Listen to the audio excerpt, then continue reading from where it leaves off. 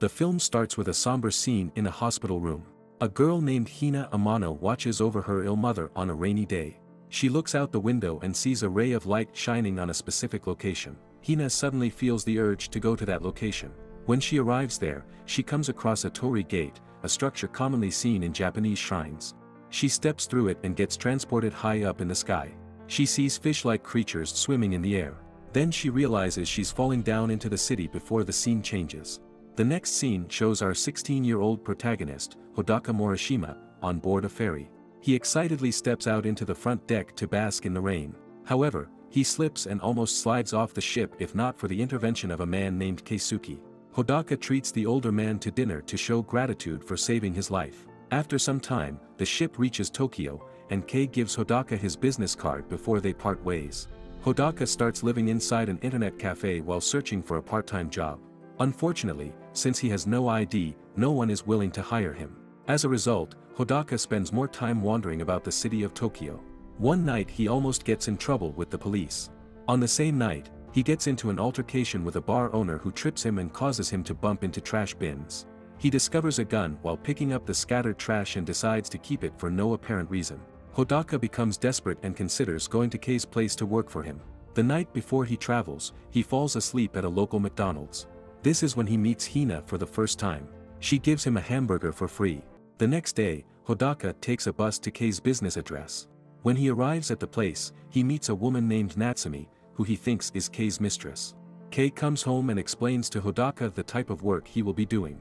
The older man explains that he's a writer who covers stories about supernatural occurrences.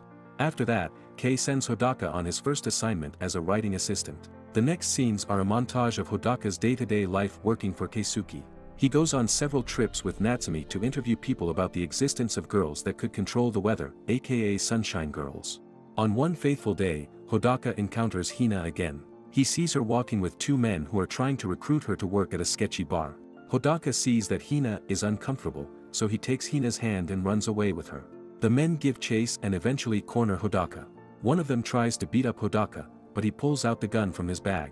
His assailant laughs, refusing to believe the gun is real until Hodaka fires it, barely missing the attacker's head. The tension of the moment gave Hina and Hodaka a chance to escape and hide inside an abandoned building. Hodaka is in shock. He throws the gun away. Hina tells Hodaka she was fired from her McDonald's job and was looking for a new job. She thanks Hodaka for intervening earlier and brings him to the top of the building. There, she shows him her ability to call forth sunshine whenever she prays. Hodaka is surprised that Hina is actually a sunshine girl. Somewhere in Tokyo, two middle school boys stumble upon a strange body of water suspended in the air. After staring at it for a few seconds, it growls, then gallons of water pour from it before disappearing. Back in Kei's home, Hodaka is writing a business plan in his notebook. Natsumi grabs his attention to show him something. Together they look at social media posts showing fish-like creatures purely made of water. These creatures are reported to have appeared all over Tokyo. The scene cuts to Kei talking with his mother-in-law. He tries to negotiate with her to see his daughter. Unfortunately, his mother-in-law points out that Kei's lifestyle is unsuited for family life. She also mentions that as long as it is raining in Tokyo, Kei's daughter, who has asthma, cannot go outside. Hodaka nervously arrives at Hina's place and brings her some chips and noodles. She proceeds to cook a hearty meal using those food items as ingredients. After eating, Hodaka tells Hina about a business idea. He suggests using Hina's power to make money, profiting from people's need to see sunshine. They post an online ad detailing their services. Hina's brother, Nagi, arrives home and is introduced to Hodaka. While they are getting acquainted, they receive a job request. People from the flea market wanted good weather for their business the following day. Hina feels nervous, but Hodaka reassures her that everything will go smoothly. The next day arrives. Hodaka brings an umbrella decorated with weather charms. Nagi also appears wearing a costume similar to the charms on the umbrella. The three head to the flea market and do their work. The people at the flea market observe the group without expecting their ritual to work. Suddenly, sunshine starts penetrating the cloudy sky, causing everyone to rejoice. The owner of the flea market gives Hina more money than was agreed upon on the job order. The next scenes show a montage of Hodaka, Hina, and Nagi fulfilling requests for sunshine throughout Tokyo. They help a bride on her special day, students who want to see a comet, a gambler who wants to see his horse win a race, and more. One night, Hina fulfills the request of an important client. She clears the weather in the middle of the city so a fireworks display can take place. Hina and Hodaka witness the beautiful fireworks display. She tells him how she feels like she finally has a purpose in life. That night, Hodaka realizes that he has feelings for Hina. The next scene shows Natsumi failing to land a job despite countless interviews. Meanwhile, Kei also struggles to find clients willing to accept his articles. While driving off somewhere, the two have a brief conversation about Hodaka. Natsumi learns that Kei is not paying Hodaka enough money for his job. In a different part of Tokyo, Hodaka, Nagi, and Hina fulfill the request of another client. An old woman requested nice weather for the first anniversary of her husband's passing. Hina reveals that her mother also passed away a while back. They also reveal their plan to stop the Sunshine Girl business because they can no longer keep up with the demand. The scene cuts to Natsumi and Kei interviewing an old man. They learn about the legend of the weather maidens, capable of controlling the weather through prayer. The old man also states that these maidens would suffer a terrible fate, ending up as a human sacrifice in order to bring long-lasting sunshine. In the next scene, we see the man who tried to recruit Hina running away from detectives. When they catch up with him, they show him a picture of Hodaka during the incident involving the gun. After interrogating the recruiter, the detectives eat lunch and discuss how to track down Hodaka. Meanwhile, Hodaka contemplates what gift to buy for Hina since her birthday is coming up. He asks Nagi for his opinion since he is Hina's brother. Nagi catches Hodaka off guard when he asks him if he is in love with Hina. Nagi tells Hodaka that he needs to be decisive and straightforward. Hodaka ends up buying a ring that he spent 3 hours picking. On the following day, Hina and Hodaka meet their last client before they quit the job. They find out that it was Kei who hired them so he could play with his daughter at the park. Natsumi arrives shortly, and she gets acquainted with Hina. All of them spend quality time together until the rain pours again. By the end of the day, they part ways, but Nagi stays with Kei to have dinner. Hodaka and Hina end up going home together. On the way home, Hidoko prepares to confess his feelings for Hina. However, before he can say anything, she ends up getting whisked into the air. When she lands back down, Hodaka notices that part of her arm is transparent. She then takes the time to explain her story to Hodaka. She reveals the event that led her to become a Sunshine Girl, which was the scene played at the start of the movie. The two arrive at Hina's home, but the police come knocking on her door shortly after. They ask Hina about Hodaka's whereabouts, stating that some people have seen him in that neighborhood. Hina denies ever seeing Hodaka around. Before the police go, they tell Hina that childcare services will take them away the next day because the law prohibits minors from living on their own. Hodaka leaves Hina's home after the police leave. He meets up with Kei in his car, and the older man tells him some bad news.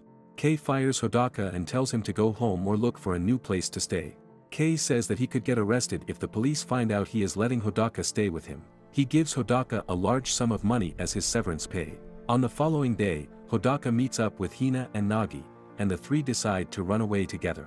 Meanwhile, Tokyo experiences the worst downpour of rain in a long time, causing multiple floods across different prefectures. Hodaka and the siblings try to find a place to stay for the night, but are rejected by most of the establishments they go to. Most are unwilling to accept underage customers who do not carry any ID. Natsumi arrives at Kei's home and sees him sulking. She finds out that Kei has evicted Hodaka and gets upset by what he did. They discuss the possibility that Hina is the same as the maidens from the legend. Kei says that if all it takes for the weather to clear up is one human sacrifice, then he would be okay with that. The next scene shows Hodaka and the siblings being stopped by the police. The officers recognize Hodaka and try to apprehend him. He runs away but gets tackled. Hina gets in between Hodaka and the police. She starts praying and ends up calling forth lightning to strike nearby. The explosion from the lightning distracts the police, allowing Hodaka, Hina, and Nagi to flee. Shortly after, they finally find a place to stay the night. The three runaway kids spend the night enjoying their stay at the hotel. At midnight, Hodaka finally gives Hina a ring as her birthday present. Hina tells Hodaka about her fate as a weather maiden. She shows him a part of her body that has faded, revealing that it's the consequence of using her power. Hina also tells Hodaka that when the day comes that she disappears, he should take care of Nagi. Hodaka becomes emotional and promises Hina that they will always be together no matter what. All of a sudden, Hina disappears and finds herself in a different place surrounded by fog and grass. The ring on her finger slips off her and drops, passing through the ground. The next day, Hodaka wakes up in cold sweat. He sees Hina's robe, but she is nowhere to be found. Nagi wakes up and tells Hodaka that he had a dream that his sister disappeared into the sky. Suddenly, they hear a knock on the door. The police come in and ask Hodaka to go with them to the police station. When he steps outside the hotel, he sees the weather is clear, and the sun is shining bright. Then a ring falls from the sky in front of him, the same ring that he gave to Hina last night. He then realizes that Hina might have been sacrificed just as she predicted. While driving to the police station, a detective asks Hodaka about Hina. Hodaka discovers that Hina lied to him about her age and that she was younger than him. He tries to tell the police officers that Hina sacrificed herself for the clear weather. Unfortunately, the police don't believe him and think he is crazy. When Hodaka arrives at the police station, he tries pleading with the police to let him go because he wants to save Hina. When the officers refuse to listen, Hodaka makes a beeline toward the entrance. He successfully exits the station, and the police chase after him. Outside, Hodaka encounters Natsumi riding a scooter. She tells him to get on, and they ride together to escape the police. Hodaka tells Natsumi to go to the location where he first saw Hina's power. Natsumi breaks the speed limit just to get Hodaka to his destination, but they encounter an impassable flood. Natsumi tries her best to get as far as possible before submerging the scooter in water.